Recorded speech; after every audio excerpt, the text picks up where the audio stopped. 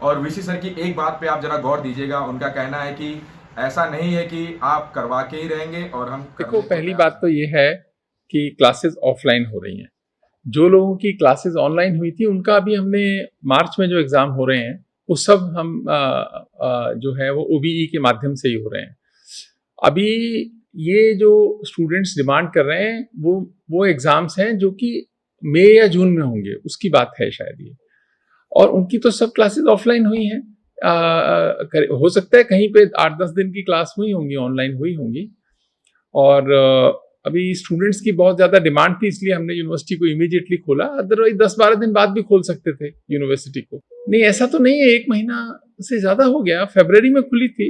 नहीं, अभी देखो कितने स्टूडेंट दिल्ली से बाहर हैं, कितने क्लासेस में नहीं आ पा रहे हैं, ये तो एक डेटा है जो स्टडी करने की ज़रूरत है। तो इस पे जो ऑफलाइन है, देखो जाना तो ऑफलाइन पे पढ़ने ही वाला है सबको। ऐसा तो हो नहीं सकता कि ये ऑनलाइन व्यवस्था ही चलती रहे। तो मैं समझता हूँ कि स्टूडेंट्स को अपना मन बना लेना चाहिए ऑफलाइन एग्जाम में अपीयर होने के लिए। नहीं, इसमें अंतिम तो कुछ होता नहीं है। देखो ऐसा कुछ नहीं है, लेकिन मेरे बच्चे वहाँ भूख हड़ताल पे बैठे हैं। मेरी आपके माध्यम से उनसे मैं रिक्वेस्ट करना चाहूँगा कि भूख हड़ताल को छोड़ दो। ये ठीक नहीं है। अपना आराम से पढ़ाई कीजिए, एग्जाम्स की तैयारी कीजिए, आपके साथ अच्छा होगा। ये समय कोई हड़ताल करने का थोड़ी है, ये तो यूनिवर्सिटीज में पढ़ने का समय है, अच्छा करने का समय है। आप अपने भविष्य की चिंता कीजिए, क्योंकि आपका भविष्य अच्छा बनेगा तो हमारे लिए उससे ज़्यादा खुशी की बात नहीं हो सकती। यही किसी भी यूनिवर्सिटी का ध्येय होता है कि उसके बच्चों का भविष्य अच्छा बने। नहीं, ऐसा नहीं है कि वो करवा कर रहेंगे और मैं फैसला नहीं बदलूंगा। देखो, यूनिवर्सिटी जो है उसमें सबसे जरूरी है हमारे अपने ये स्टूडेंट्स। ये हैं तो यूनिवर्सिटी है। बिना स्टूडेंट से कोई यूनिवर्सिटी नहीं होती है। वो हैं तो हम लोग हैं, टीचर्स हैं। इसलिए, लेकिन उनकी मांग जो कर रहे हैं वो वास्तव में उसमें कितना तर्क है, कितना उसके अंदर वास्तव में सब्सटेंस है, ये देखने के लिए एग्जामिनेशन डिवीजन है। वो सारे डेटा को एनालाइज कर रही है। उनकी मीटिंग्स भी स्टूडेंट्स के साथ हो रही हैं और वो उसी हिसाब से निर्णय लेते हैं सारी व्यवस्था को देखते हुए। मैं तो अपील करना चाहूँगा कि क्लासेस अटेंड कीजिए, हड़ताल बंद कीजिए। इससे आपका भी हित नहीं है, इसमें हमारा भी हित नहीं है और दिल्ली यूनिवर्सिटी का भी हित नहीं है।